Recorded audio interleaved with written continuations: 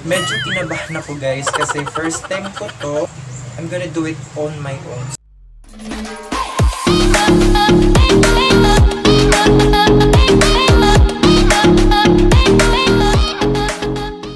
Hi guys, this is Earl Joe and welcome back to my channel. For today's video, I'm gonna coloring my hair for the first time at I'm gonna do it on my own. Hindi ko pa talaga siya nagawa, as in ever since, hindi ko pa siya na-try. Kasi nga, I've been schooling for how many years, and especially when I was started in college, kataon din na yung school namin is Catholic school. Expected talaga na stricto talaga sa pagdating sa pananamit, on how to present yourself in a proper way. So yun talaga yung practices talaga usually ng mga Catholic school. Pero din naman mga Catholic school na hindi masyadong higpit. Pero sabi kasi sa Lasal, sobrang higpit talaga. So for how many years, hindi pa talaga ako nagpagpakulay ng buhok. Kasi pag pumasok ka sa gate na may kulay yung buhok, pinagbabawalan talaga. So hindi ka talaga papapasok. So, medyo kinabahan ako guys kasi first time ko to, gagawin ko pa siya in my own. Pero nagpapatulong naman ako sa sa kapatid ko kung ano yung tamang proseso ng paggamit nito. Yan. So as you can see, black pa yung hair ko. As talaga yan nakukulo yan ever since. So hindi ko pa talaga na-try.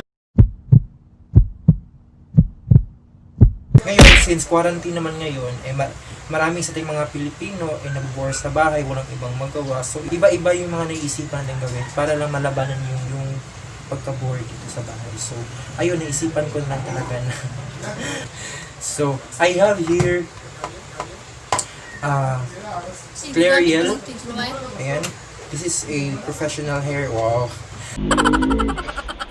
So, I have here Clariel. Clariel yung ginagamit kong brand, guys. So, disclaimer lang guys, hindi po ito sponsor. Ito lang po talaga yung ginagamit ko. Pag wala naman, yung ginagamit nila. Kasi yung mga kapatid ko, tsaka yung mama ko, is mahilig silang magkulay ng buhok. So, ito yung mostly na ginagamit nila. Pag wala naman ito, gamit talaga nila yung EPSA na brand.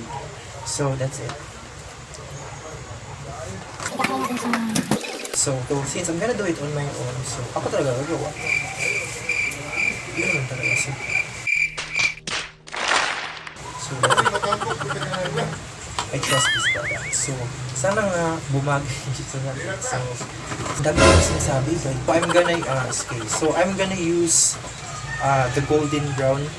Ayan. So, I have here an empty container. Dito ko ilalagay din. Dito ko siya inimix. Dito ko siya. Kasi guys, meron naman talagang appropriate na gamit ito. Kaso wala si mama dito. Hindi ko mahanap yung mga gamit niya. Kasi tinatago niya talaga. Gamit ko lang ako kung ano ba yung mga alternative na materials para magamit ito. So, I have here an empty container and a brush. So, hindi na po itong ginagamit nakita ko lang po somewhere. Ooh.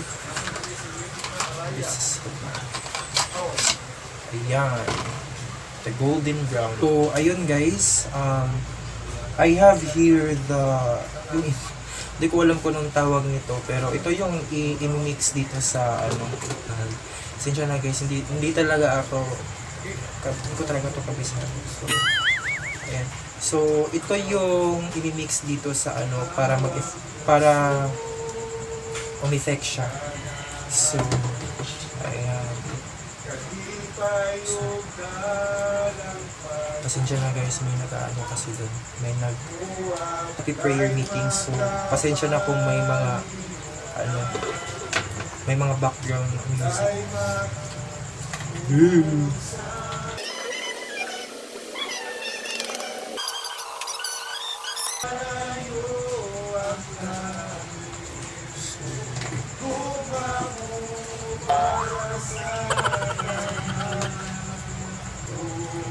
Pasensya na guys, may prayer meeting lang talaga. So, ayan, so, una kong nilagay is itong white na parang mixer niya. So, ayan.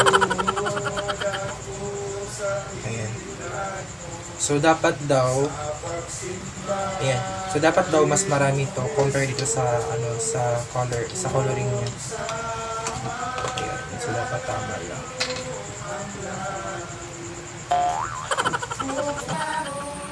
Wait lang. Butasan ko muna.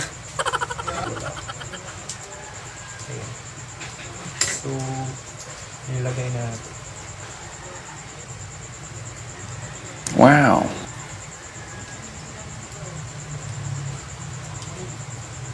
So, kuntiin muna natin. So, ayan, para ka nagluluto. So, ayan na siya. Anong gusto ko siyang kainin?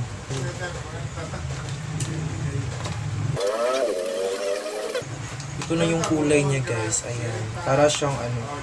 Para siyang ketchup at mayonnaise na hinahalo. Sarap na tingnan. Charot. Dapat careful ha sa paggamit ito kasi daw nakakasunog daw ito ng balat, kaya dapat tamang control talaga sa paggamit at saka sa pag-mix.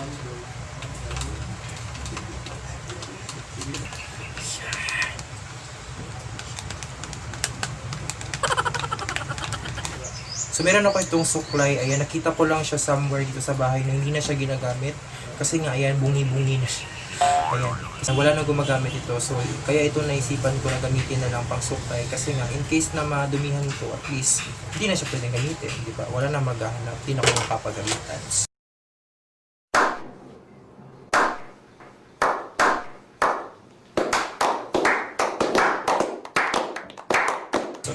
Ayun na nga, kasi nga tinago nga ni mama yung mga gamit mo. So, ayan, naghahanap lang ako dito kung ano yung mga pwede kong gamitin sa bahay. So,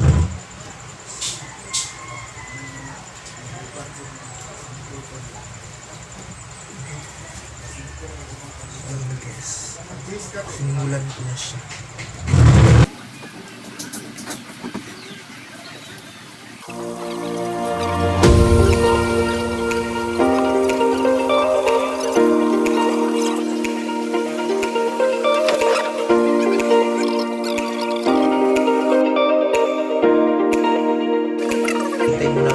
Hintay muna tayo ng 15 minutes.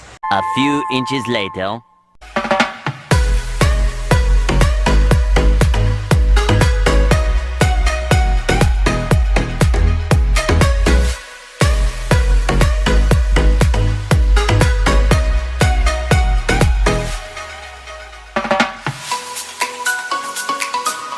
So that's all for today. So please don't forget to subscribe and hit the bell notification para lagi kayong updated sa mga videos na i-upload ko every time. At kung nagustuhan naman yung vlog ko ngayon, huwag mo rin kalimutan mag-thumbs up and share. Bye guys!